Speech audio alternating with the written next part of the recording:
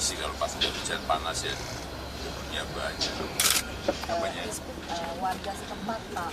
Ya, Jadi, ini memang masih dalam proses kerjaan ya. Jadi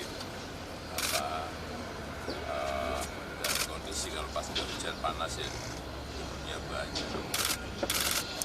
Ekonomi luar biasa. Tetapi coba dicek di BI di Kalimantan Timur, growth pertumbuhan ekonomi pada kuartal pertama berapa persen, tahun ini kuartal kedua berapa persen. Artinya pembangunan ini juga berdampak pada wilayah sekitar kita.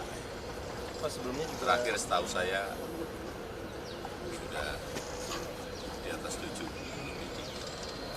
Tinggi sekali.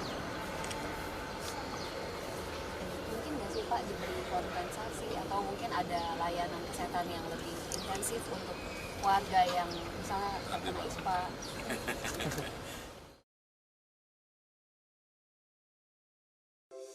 Di antara banyak sumber informasi, kami layak dipercaya. Karena kami menggali lebih dalam, berpihak pada kebenaran,